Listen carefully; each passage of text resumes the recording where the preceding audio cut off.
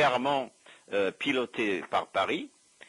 Et donc on présente un Chadli Benjdid comme une sorte de façade derrière laquelle le pouvoir des déserteurs de la mer française commençait à s'implanter.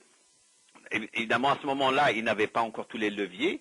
C'est à partir de 1980, 81, 82 que ce pouvoir des DAF, donc piloté par la Bible Khair, derrière Chadli, qui était un jouisseur, hein, c'est un quelqu'un qui aimait la belle vie et qui laissait tout le pouvoir à la Bible Khair. Et progressivement, cette équipe-là a éliminé tout ce qui restait de dirigeants au sein du FLN, au sein de l'armée algérienne, ce qu'on appelait les orientalistes, c'est-à-dire ceux qui avaient fait la révolution réellement. À l'armée des frontières, pour revenir un petit peu en arrière, hein, il y avait déjà un clash en 1962, il y avait un clash à la frontière tunisienne, à Ras Dimaou, entre les orientalistes, c'est-à-dire ceux qui étaient formés dans les écoles arabes à l'époque, au Moyen-Orient, etc., et puis les déserteurs de l'armée française qui étaient venus les approcher pour leur dire bon ben on va se partager le pouvoir, on se met d'accord tout de suite entre nous, on prend le pouvoir en Algérie. Et les orientalistes, Abdelhamid Brahimi raconte ça très très bien, leur ont dit, les avaient accusés déjà à l'époque d'être des agents de la France. Et donc, à partir de 1981, la Bible Khair a tissé sa toile progressivement. Il a éliminé de l'armée tous ceux qui le gênaient. Et à un moment donné, il s'est retrouvé avec Khaled Nassar, avec Abbas Rzayel, enfin, tout. Il ne restait plus comme grands dirigeants de l'armée algérienne et du pouvoir que des déserteurs de l'armée française. Et ce sont les mêmes qui, aujourd'hui encore, sont au pouvoir. Et là encore, vous faites aussi un parallèle entre les rois du blé et puis la Bible Khair. Oui, parce que l'histoire de l'Algérie a commencé par une immense histoire de corruption, et aujourd'hui on est toujours dans une grande histoire de corruption où donc, comme vous le dites de fort belle manière, c'est perpétuellement un nouveau coup d'éventail qui est sorti de la poche du magicien par l'État français pour rester maître des lieux. Voilà, le coup d'éventail permanent. Aujourd'hui, c'est l'islamisme terroriste qui permet de masquer une réalité qui est: il y a des richesses en Algérie qui doivent être transférées et tous les moyens sont bons. Le peuple algérien, il n'est bon qu'à être égorgé, qu'à être éliminé, qu'à être exterminé, qu'à être éradiqué, qu'à être et voilà. Sauf que aujourd'hui, la France commence à ne plus être en odeur de sainteté en Algérie, c'est-à-dire que après avoir joué ce jeu-là et nourri ce clan de déserteurs de l'armée française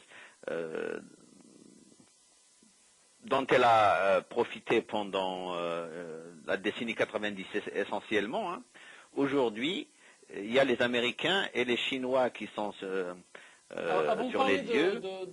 Des Américains et des Chinois, comment vous expliquez le sursaut d'orgueil de Chadli Benjdid, de l'ouverture du champ politique, des élections libres pour la première fois en Algérie? C'était un leurre, encore une fois? Vous parlez de 88? Oui. Alors en 88, c'est un épisode qui mériterait à lui seul un ouvrage. Hein. Au début, c'était, je vous dis qu'à partir de 1980, la Bible Khair essaie d'implanter un pouvoir contrôlé par lui, et face à lui, il y avait des résistances. Il y avait des résistances des orientalistes, comme je vous disais, il y avait des militaires, il y avait le parti, etc.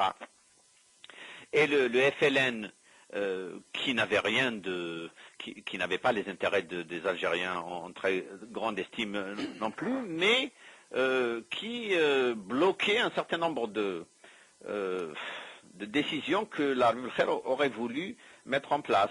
L'achat de matériel très dispendieux, par exemple pour l'armée algérienne en France.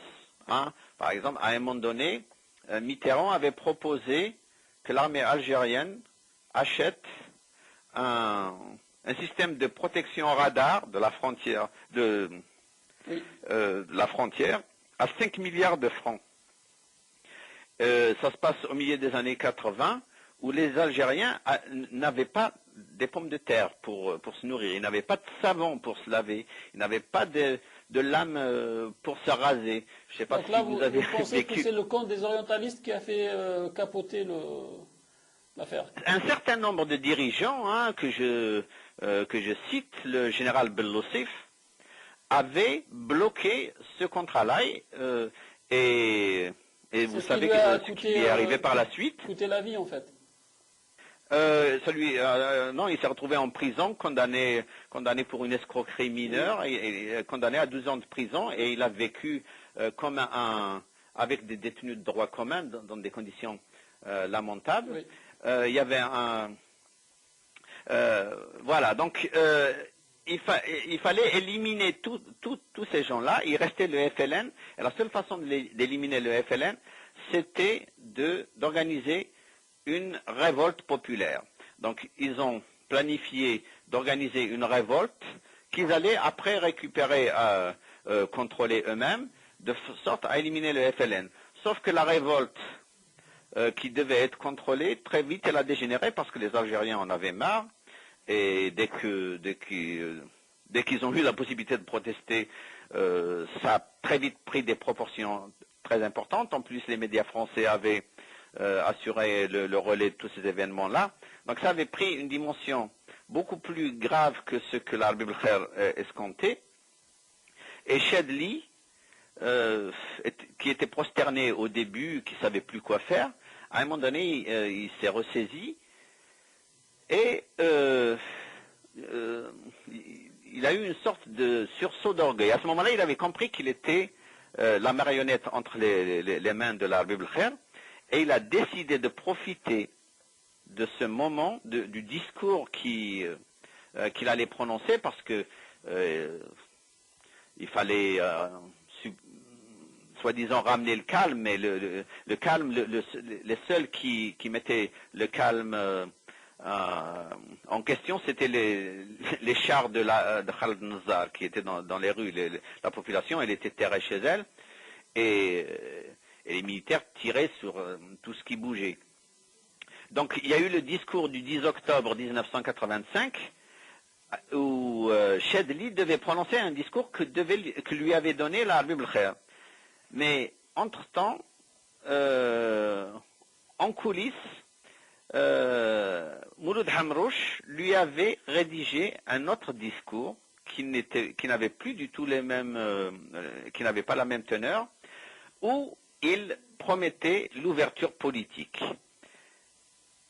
Et au dernier moment, il a substitué le discours il a pris le discours de Hamrouche qu'il a prononcé, et l'Arabie Belkhair a découvert, comme tous les Algériens, le discours en l'entendant. Le problème, c'est qu'il ne pouvait plus réagir. Une fois que le président a commencé à parler, il pouvait plus l'interrompre. Et donc, c'est comme ça que Chadli avait, à ce moment-là, vraiment décidé d'éliminer l'Arabie Belkhair, mais pas de l'éliminer physiquement, mais de s'en occuper. Et elle avait chargé l'équipe autour de Mouloud Hamrouche de redonner aux Algériens les leviers de leur destin, c'est-à-dire mettre en place un régime plus démocratique, libérer la parole, libérer la presse, libérer l'accès aux politiques, instaurer le multipartisme progressivement. Et c'est ce que Hamrouche essaiera de faire. Et il aura contre lui toute l'armée, mais ils avaient réussi, hein, en fait, il y avait Hamrouche et Razihid aussi, hein, sa ministre de l'économie. Ils avaient réussi en l'espace de quelques mois, en s'appuyant sur des textes nouveaux, sur des hommes nouveaux, ils étaient sur le point de réaliser ce basculement vers la démocratie.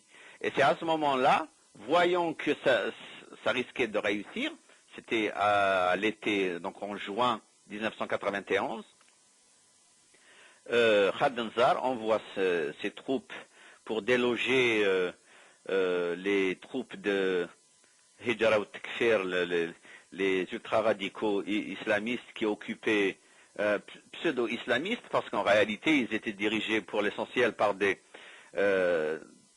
officiers des services de renseignement, avec comme troupes, évidemment, d'anciens d'Afghanistan, qu'ils avaient accueillis à leur retour d'Afghanistan et qu'ils avaient retourné. Donc c'était des troupes de choc qui faisaient vraiment la terreur, qui défilaient avec des tenues afghanes et qui essayaient de terroriser la population, mais qui étaient en réalité, pour l'essentiel, des agents des services de renseignement algériens. Comment vous expliquez, M. Yanis, la passivité de la France pendant cette période critique de l'Algérie? Elle n'a pas été du tout passive, la France. La France a tout fait pour que le gouvernement Hamrouche tombe. Et sitôt que le gouvernement Hamrouche est tombé, Rosalie a été désigné Premier ministre. Quand dessus est venu à Alger, des milliards ont été déversés sur l'Algérie à partir de ce moment-là. Et quelques semaines après, Rosalie, Sidi Hamd Rosalie, avait dit « Je suis prêt à vendre un quart de Hassim Saoud ». Donc à l'époque, c'était déjà une bombe et ça paraissait complètement aberrant. Ce qu'on ne savait pas, c'est que progressivement, ce n'était pas le quart de Hassim Saoud qui allait être vendu aux puissances étrangères, c'est tout le Sahara. Donc la France n'était pas du tout passive, elle était pratiquement aux commandes. Donc vous tenez la France pour responsable aussi pour cette décennie noire qu'a vécue l'Algérie? Co-responsable, absolument, et la preuve en est que tout ce que nous avons dit dans le premier ouvrage sur cette période-là, qui est France-Algérie, crime et mensonge d'État, et tout ce que je dis dans ce dernier livre, n'ont donné lieu à aucune contestation. Ça fait 6 ans que France-Algérie, crime et mensonge d'État a été publié.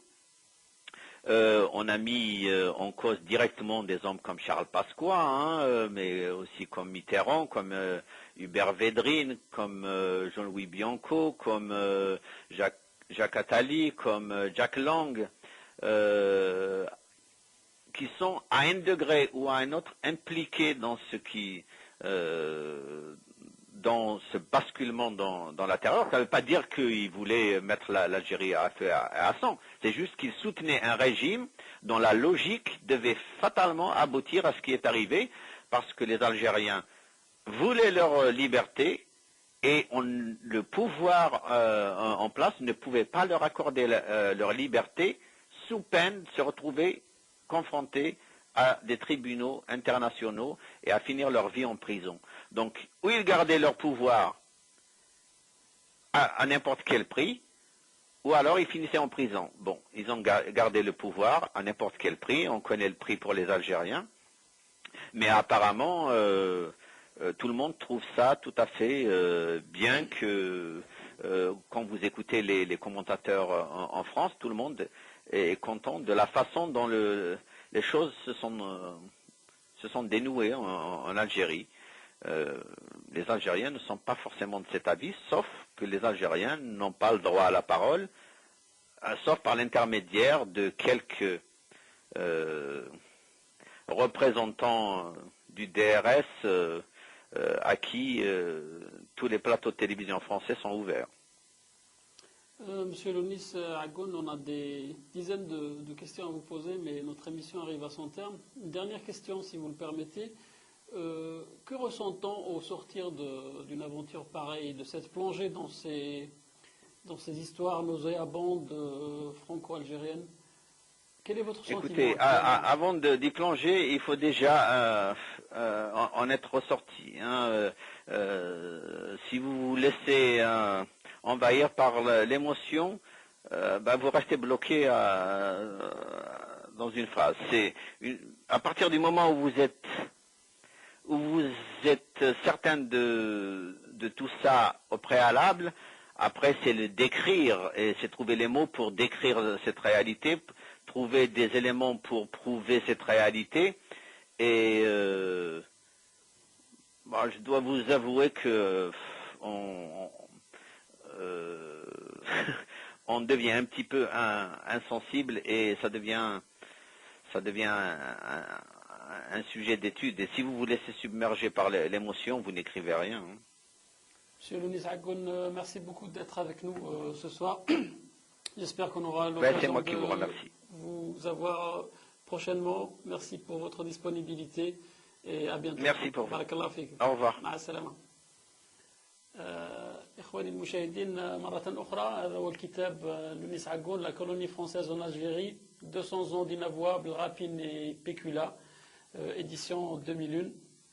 أشكركم على حسن المشاهدة والإصغاء وأضرب لكم موعدا في حلقة مقبلة من حصصي من الأمس إلى الغد. إلى ذلكم الحين أترككم في أمان الله.